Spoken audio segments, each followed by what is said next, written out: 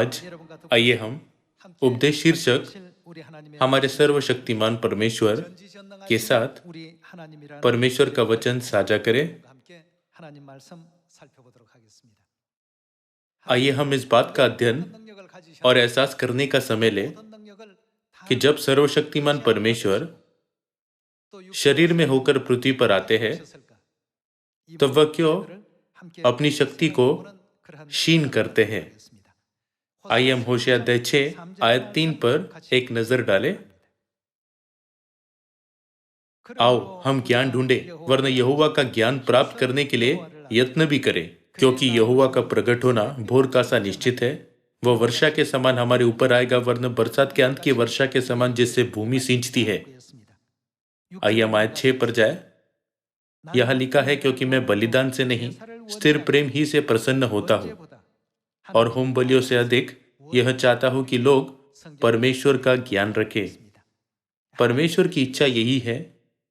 परमेश्वर सर्वशक्तिमान है, लेकिन फिर भी लोग परमेश्वर को अपने ही दृष्टिकोण से समझने की कोशिश करते हैं। तब आइए हम बाइबल में परमेश्वर की महान सामर्थ की गवाही देखें। आइए हम उत्पत्ति अध्याय 1 आयत 1 देखें। आदि में परमेश्वर ने आकाश और पृथ्वी की सृष्टि की। बाइबल के इस आयत के अनुसार आकाश और पृथ्वी की सृष्टि किसने की?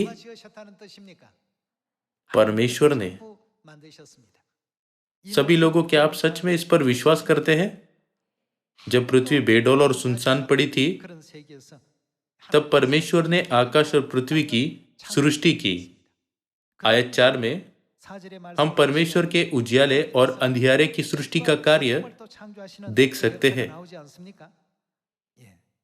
और परमेश्वर ने उजियाले को देखा कि अच्छा है, और परमेश्वर ने उजियाले को क्या किया?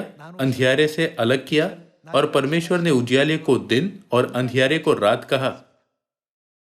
परमेश्वर ने उजियाले और अंधियारे को बनाया और एक अंतर बनाकर उसके नीचे के जल और उसके ऊपर के जल को अलग अलग किया। सभी लोगों, केवल इस तथ्य से ही हमें परमेश्वर की महान सामर्थ को नापने और समझने में सक्षम होना चाहिए। यह सामर्थ्यवान और सर्वशक्तिमान परमेश्वर ही हमारे सृष्टिकर्ता अर्थात एलोहिम परमेश्वर है। उत्पत्ति की पुस्तक में पिता और माता के सारी सृष्टि के कार्य दर्ज है।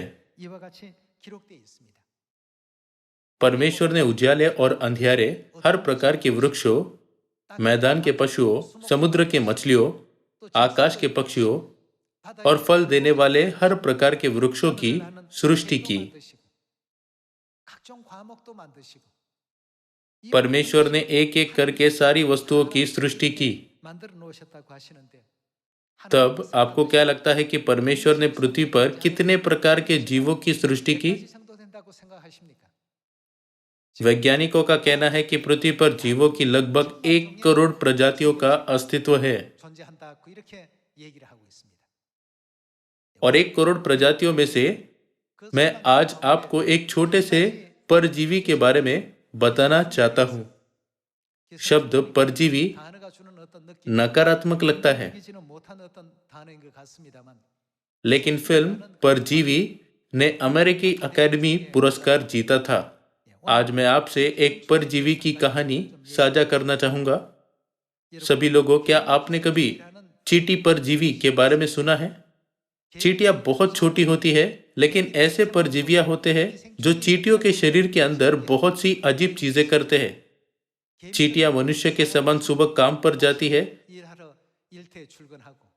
और शाम को काम करना बंद कर देती है। उनकी निर्धारित दिनचर्या होती है। कभी कभी उन चींटियों में से कुछ चींटियां जिन्होंने काम पूरा किया है, अपनी बस्ती छोड़कर किसी पत्ते की नोक पर लटकती है। चींटियां सांप्रदायिक जीवन के जरिए एक दूसरे पर निर्भर रहती है, इसलिए किसी चींटी का व्यक्तिगत रूप से जीना बहुत अजीब है। यदि कोई चींटी किसी पत्ते पर लटकती है, तो ऐसा इसलिए है क्योंकि वह परजीवी उसके मस्तिष्क को नियंत्रित कर रहा है। भले ही चींटियां सामाजिक कीट है, लेकिन जिन चींटियों को चींटी परजीवी ने संक्रमित किया है, वे इस तरह का असामान्य व्यवहार दिखाती है।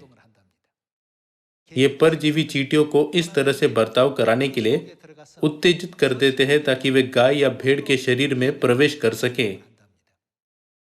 अंत में गाय या भेड़ उन पत्तों को निगल लेती है जिन पर वे चींटियां लटकी हुई होती है। जब गाय के पाचक तंत्र में वे चींटियां मर जाती है, तब ये परजीवी उन पशुओं के कलेजे में जाते हैं और वहां अंडे देते हैं। कुछ समय के बाद ये अंडे मल के जरिए उन पशुओं के शरीर से बाहर निकलते हैं। एक बार वे बाहर निकलने पर घोंगे आकर उन मलों को खाते हैं जिनमें चींटी परजीवियों के अंडे होते हैं। ये अंडे घोंगे के शरीर में कुछ समय तक रहते हैं और लार्वा अवस्था से गुजरते हैं। तब वे सब घोंगे के शरीर से बाहर निकलने की तैयारी करने के लिए उसके फेफड़े में तेजी से घुसते हैं। जब अंडे से बाहर निकलकर आए हुए चींटी परजीवी घोंगे के फेफड़े की ओर जाते हैं, तब घोंगे ऐंठने और लुढ़कने लगते हैं। जैसे ही इसके फेफड़े में गुदगुदी होती है, घोंगा एक जगह नहीं बैठ सकता और यह छींकने लगता है। उस समय बलगम से ढके ये सारे परजीवी घोंगे के शरीर से निकलकर बाहर आते हैं। मैं आपको विज्ञान सिखाने की कोशिश नहीं कर रहा। चींटी के मस्तिष्क का आकार बिंदु से भी छोटा होता है। उन चींटियों के अंदर रहने वाले वे परजीवी कितने छोटे होंगे? वे लगभग अदृश्य हैं। इतने छोटे जीव के अपने मस्तिष्क का इतने अविश्वसनीय तरीके से उपयोग करना वास्तव में आश्चर्यजनक है। जब वे परजीवी घोंगे से बाहर निकल आते हैं, तो पास से गुजर रही चींटियों को बलगम का ढेर देखकर गलती से लगता है कि वह उनका भोजन है। तब चींटियां बलगम के ढेर को संचित करके इसे बाद में खाती है। वास्तव में इनका घर गाय या भेड़ का कलेजा है, इसलिए उनकी वहां वापस जाने की इच्छा होती है।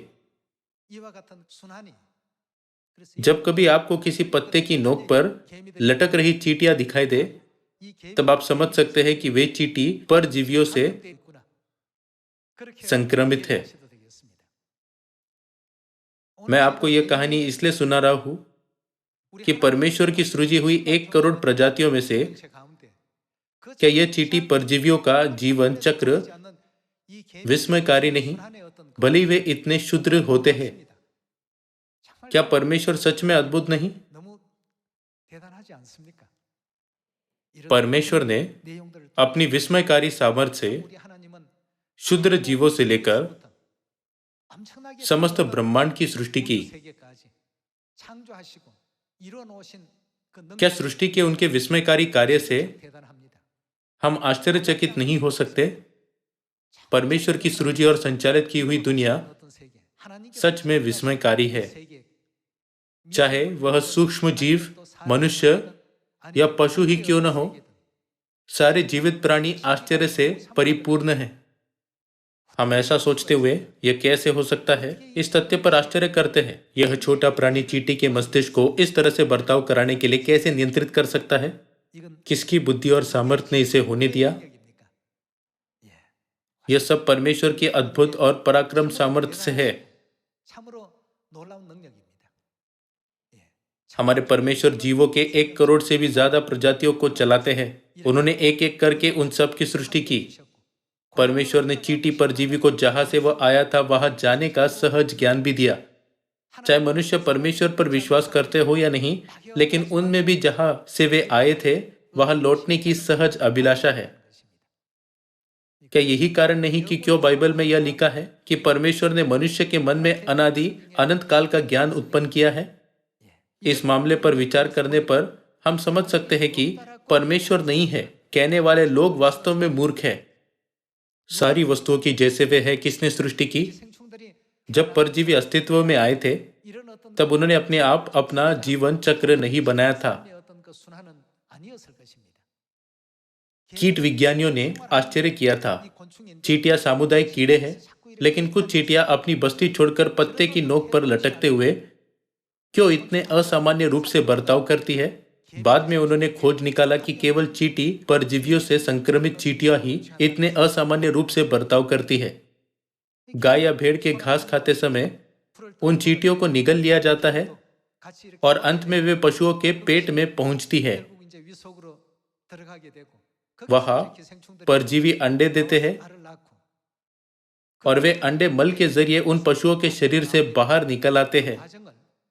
क्या परजीवी अपने आप इस प्रणाली को बना सकता है? हम समझ सकते हैं कि वह परमेश्वर है जिन्होंने इस प्रकार की प्रणाली बनाई। जब हम परमेश्वर के सारी वस्तुओं की सृष्टि करने की सामर्थ्य और इनमें डाली गई जानकारी की मात्रा पर विचार करें तो हम सच में आश्चर्यचकित हो जाते हैं और असहाय होकर परमेश्वर की प्रशंसा करते हैं। हम यह भी समझते हैं कि जो यह दावा करते हैं कि परमेश्वर नहीं है, वास्तव में मूर्ख है। परमेश्वर की सृष्टि की हुई प्रत्येक वस्तु में की जटिल संरचना से हम महसूस कर सकते हैं कि कितने सामर्थ्यवान और अद्भुत है हमारे परमेश्वर। आइए हम भजन संहिता अध्याय 14 आयत 1 देखें। मूर्ख ने अपने मन में कहा है, क्या कोई परमेश्वर है ही नहीं। वे बिगड़ गए, उन्होंने घिनौने काम किए हैं, कोई सुकर्मी नहीं। परमेश्वर ने स्वर्ग में से मनुष्य पर दृष्टि की है कि देखे कि कोई बुद्धिमान, कोई परमेश्वर का खोजी है या नहीं।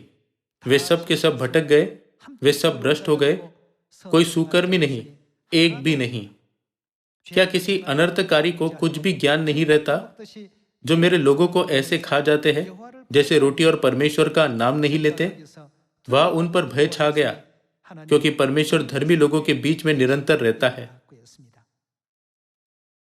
हम समझ सकते हैं जो परमेश्वर नहीं है कहते हैं वे मूर्ख हैं। अदृश्य दुनिया में अस्तित्व में रहने वाले जीवित प्राणियों के विषय में कहे तो परमेश्वर ने उन्हें अपनी अपनी भूमिकाएं निभाने की क्षमता और बुद्धि दी है। जो इस कार्य को पूरा करता है वह हमारे परमेश्वर है। आदि में परमेश्वर ने आकाश और पृथ्वी की सृष्टि की। परमेश्वर ने भूमि पर के पशु और विभिन्न प्रकार के पौधों और वृक्षों की सृष्टि की। उत्पत्ति की पुस्तक में परमेश्वर की रचना के कार्य को संक्षेप में प्रस्तुत किया गया है। जब हम परमेश्वर की रची हुई 1 करोड़ प्रजातियों को देखें तो उन सब के अलग अलग आकार और विशेषताएं हैं। मनुष्य के साथ भी ऐसा ही है।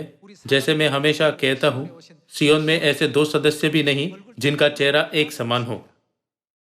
परमेश्वर ने एक ही लोई से मनुष्य की सृष्टि नहीं की, लेकिन इसके बदले उन्होंने एक एक करके हर एक व्यक्ति की अनोखे रूप से सृष्टि की। चींटी परजीवी के साथ भी ऐसा ही है।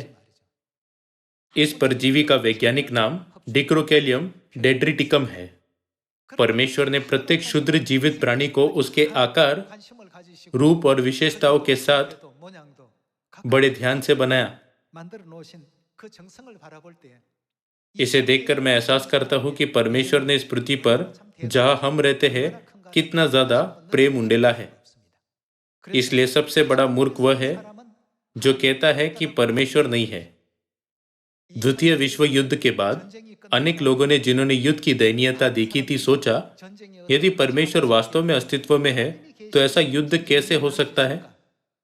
यह सोचकर कि परमेश्वर का कोई अस्तित्व नहीं, उन्होंने इस विषय में भाषण का भी आयोजन किया।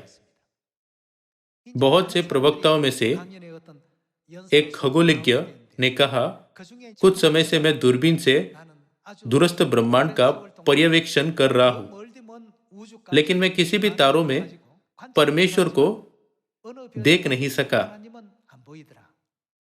इसलिए परमेश्वर का अस्तित्व नहीं है। उसका निष्कर्ष यही था। फिर एक डॉक्टर आगे आया और भाषण दिया। उसका इरादा भी परमेश्वर के अस्तित्व का इनकार करना था। मैं शरीर रचना विज्ञान का विशेषज्ञ हूं। मैंने अनगिनत बार लोगों के शरीरों को चीरा है और लोगों की छाती काटकर खोला है, लेकिन मैंने उनकी आत्मा नहीं देखी। भले ही मैंने बहुत बार ब्रेन सर्जरी की है, मैं उस आत्मा के अस्तित्व को नहीं देख सका जिसके विषय में परमेश्वर ने कहा है। यदि मानव आत्मा जैसी किसी चीज का अस्तित्व नहीं, तो क्या इससे यह साबित नहीं होता कि अदृश्य परमेश्वर का भी अस्तित्व नहीं है? वे ठीक उनके समान बोले जिन्हें भजन संहिता अध्याय 14 में मूर्ख के रूप में वर्णित किया गया है। सारे लोगों ने जो वहां एकत्र हुए थे और भाषण सुने थे, यह कहते हुए ताली बजाई, यह बिल्कुल सच है, और प्रवक्ताओं की राय से सहमत हुए। भाषण के अंत में उन्होंने दर्शकों को उनकी अपनी राय बांटने को कहकर प्रश्न पूछने की अनुमति दी। चूंकि दोनों ही प्रवक्ताओं की प्रस्तुतियां यकीनी और वैज्ञानिक प्रमाण से भली भांति समर्थित थी, इसलिए किसी ने भी हाथ नहीं उठाया। उसी वक्त एक वृद्ध महिला ने मंच पर आकर कहा, मैं खगोलज्ञ से एक प्रश्न पूछना चाहूंगी। क्या आप उस दूरबीन से जो आपके पास है हवा को देख सकते हैं? उस खगोलज्ञ ने उत्तर दिया, हवा अदृश्य है, मैं कैसे हवा को देख सकता हूं? तब आप कैसे ऐसे दूरबीन से जो हवा को भी नहीं देख सकती, सर्वशक्तिमान परमेश्वर को देखने की कोशिश कर रहे थे? आपके पास कम से कम ऐसी दूरबीन होनी चाहिए जिससे आप हवा को देख सकते हैं। सिर्फ तभी आप इस बात पर चर्चा करने के काबिल हो सकते हैं कि परमेश्वर का अस्तित्व है या नहीं। क्या आपको ऐसा नहीं लगता? यह सुनकर वह खगोलज्ञ उसकी टिप्पणी पर शर्म से लाल हो गया। तब उसने डॉक्टर से पूछा, डॉक्टर, क्या आप विवाहित हैं? डॉक्टर ने उत्तर दिया, जी मैं हूं। जब उसने उस डॉक्टर से पूछा कि उसके बच्चे हैं या नहीं, तब उसने कहा, जी है। उसने पूछा, क्या आप अपनी पत्नी और बच्चों से प्यार करते हैं? जी मैं करता हूं। क्या आप उनसे सच में प्यार करते हैं? हाँ, मैं उनसे सच में प्यार करता हूं। तब उनके लिए जो प्यार आप में है वह आपके मन में है या आपके सिर में या वह आपके मुंह में है? वह जहां कहीं भी है, कृपया उसे निकालकर हमें दिखाइए। यह कहते हुए, क्या आप हमें दिखाएंगे कि वह प्यार कहाँ है? उसने उसे छोटा सा चाकू दिखाया। उस वृद्ध महिला की बुद्धि से बहुतों ने, जिन्होंने सोचा था कि परमेश्वर का अस्तित्व नहीं है, अपनी राय बदल दी। यह कहानी सच्ची घटना है जो द्वितीय विश्व युद्ध के बाद घटी थी। सभी लोगों, क्षुद्र चींटी परजीवी के उदाहरण से भी क्या हम समझ नहीं सकते कि परमेश्वर वास्तव में जीवित है? यह देखकर कि कैसे परमेश्वर सूक्ष्म दुनिया को चलाते हैं, हम सृष्टिकर्ता परमेश्वर की पराक्रम सामर्थ्य को यकीनन समझ सकते हैं। सच में हमारे परमेश्वर महाप्रतापी और सामर्थ्यवान है। 2000 साल पहले वही सर्वशक्तिमान परमेश्वर पृथ्वी पर आए। भले ही उनमें दुष्टों को दंडित करने और अविश्वासियों को विश्वास देने की शक्ति है, लेकिन वह विनम्रता से शरीर पहनकर यीशु के नाम से इज़राइल में आए।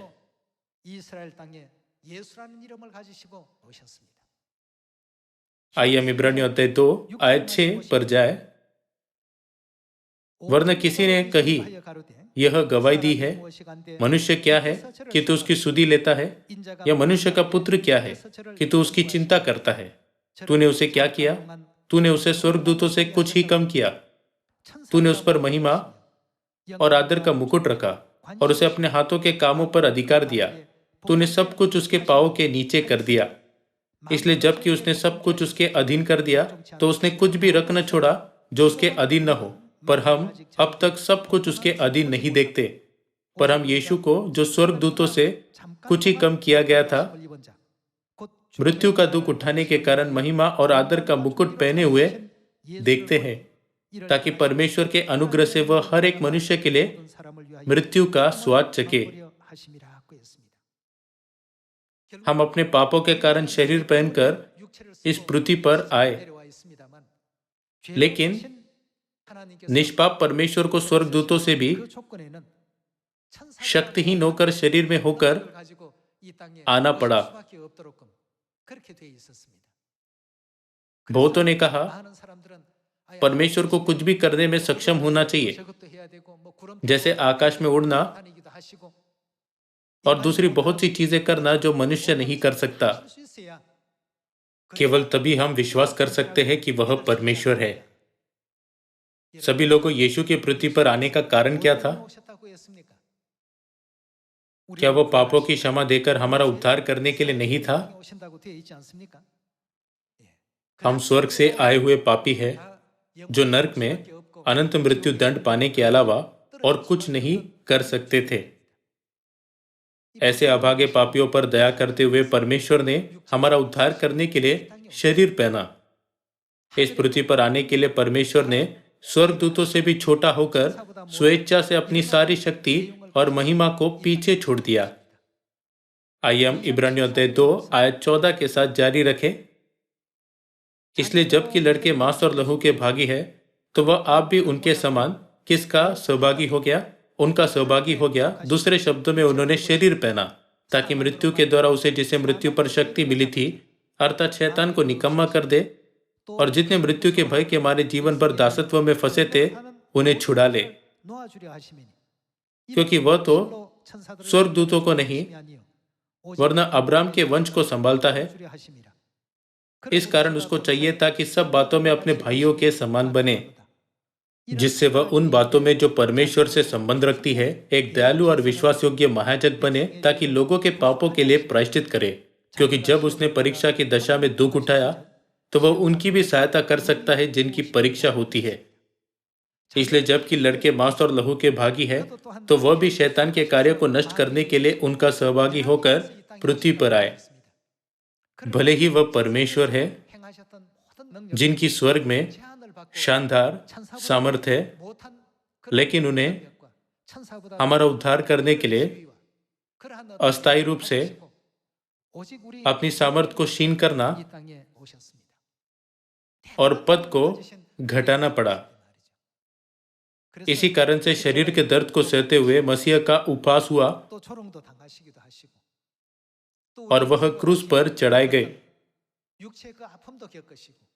उन पर नासरी कुपंथ के अगुवे होने का दोष लगाया गया, लेकिन फिर भी वह अपनी संतानों को ढूंढने के लिए, जो वास्तव में पश्चाताप करना और परमेश्वर की आवाज सुनना चाहती थी, नगर नगर गए। क्या हम मत्ती, मरकुस, लूका और यूहन्ना रचित सुसमाचार के जरिए अपने पिता का स्वरूप नहीं देख सकते, जिन्होंने पृथ्वी पर मानव जाति तक अपनी आवाज पहुंचाने के लिए ईमानदारी से प्रचार किया? आइए हम इब्रानियों अध्याय 9 पर एक नजर डालें। इब्रानियों अध्याय 9 आयत 27।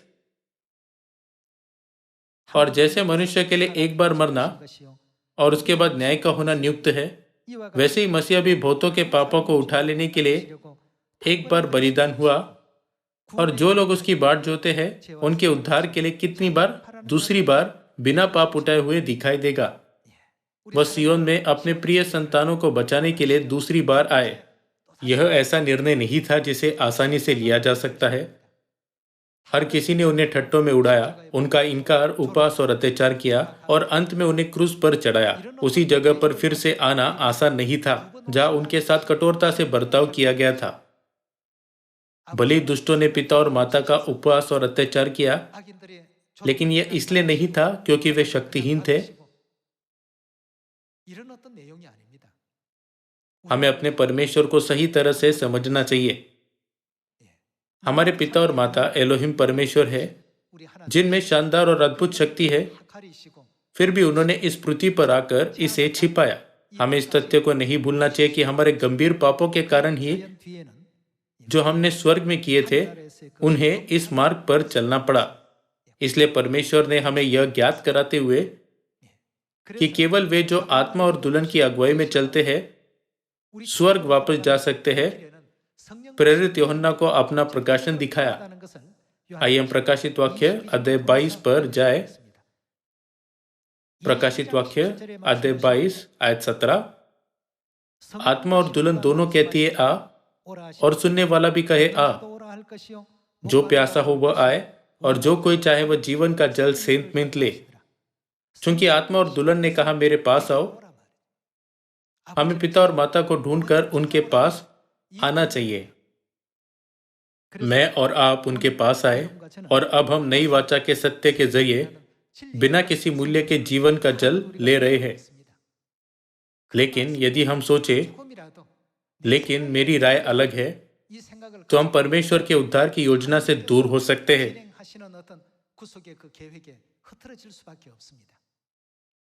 इसलिए बाइबल हमें परमेश्वर के वचन के प्रति आज्ञाकारी के विषय में सिखाती है ना?